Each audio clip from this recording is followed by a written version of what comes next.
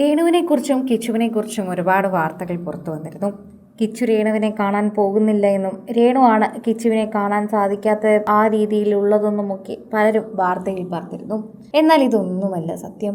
ശരിക്കും പറഞ്ഞാൽ രേണുവിന് അസുഖമാണ് എന്നറിഞ്ഞപ്പോൾ ആദ്യം രേണുവിൻ്റെ സുഹൃത്തുക്കളെയും രേണുവിൻ്റെ അസുഖകാര്യം പുറത്തു പറഞ്ഞവരെയും വിളിച്ചതും സംസാരിച്ചതുമെല്ലാം കിച്ചു തന്നെയാണ്.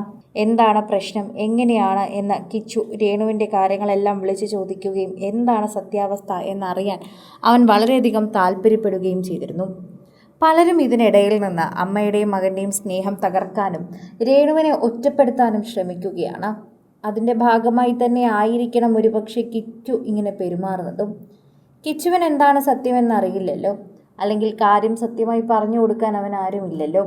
അവൻ്റെ കാര്യങ്ങളെല്ലാം തന്നെ അവൻ തന്നെ ചെയ്തു തുടങ്ങി, വലിയ കുട്ടിയായി. അപ്പോൾ അവന് ചില മാറ്റങ്ങളൊക്കെ അവൻ്റെ ജീവിതത്തിൽ ഉണ്ടാകും. ആ മാറ്റങ്ങളുടെ ഭാഗമായി തന്നെയാണ് ഇത് കാണുന്നത് എന്നുകൂടി പറയാം. ഓരോരുത്തർ പല രീതിയിലാണ് കാണുന്നത്. കിച്ചു സത്യസന്ധമായി തന്നെ എല്ലാ കാര്യങ്ങളും ചിന്തിച്ച് മുന്നോട്ട് പോകണം. അമ്മയാണ്, നീ ഒരു 11 വയസ്സ് മുതൽ പോട്ടെ വിളിച്ചു തുടങ്ങിയ ഒരു വ്യക്തിയാണ്.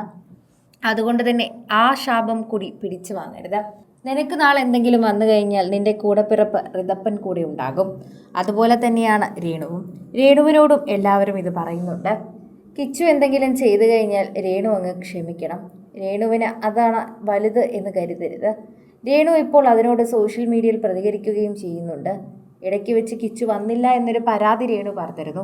അതിനപ്പുറം തന്നെ കിച്ചുവിനെക്കുറിച്ച് ഒന്നും പറയാതിരിക്കാൻ ശ്രമിക്കാറുണ്ട് രേണു. പൊതുവെ അങ്ങനെ കിച്ചുവിനെ പറ്റി കുറ്റങ്ങളൊന്നും രേണു പറയാറില്ല. അതെല്ലാം മാറ്റിവെക്കാറാണ് ശ്രമിക്കാറുള്ളത്. ആളുകൾ അമ്മയും മകനെയും തമ്മിലടിക്കുകയാണ് എന്ന് കിച്ചുവിന് മനസ്സിലാകാൻ സമയമെടുക്കും. പക്ഷെ അത് രേണുവിന് വേഗം മനസ്സിലാകും. ആളുകൾക്ക് രേണുവിനെ ഒറ്റയ്ക്കാക്കാനുള്ള ഏക മാർഗം, അല്ലെങ്കിൽ കുറ്റം പറയാനുള്ള ഏക മാർഗം കിച്ചുവിനെ വെച്ച് തന്നെയാണ്. അതുകൊണ്ട് തന്നെയാണ് ആളുകൾ കിച്ചുവിൻ്റെ പേര് ഇങ്ങനെ മനഃപൂർവ്വം വലിച്ചിഴയ്ക്കുന്നതും. കിച്ചു തൻ്റെ ജോലി നോക്കി, ബിസിനസ് നോക്കി, ഇപ്പോൾ പുതിയ സംരംഭവുമൊക്കെയായി മുന്നോട്ട് പോവുകയാണ്. അതിനിടയിൽ തന്നെയാണ് പലരും ഇക്കാര്യങ്ങളെക്കുറിച്ച് സംസാരിക്കുന്നത്.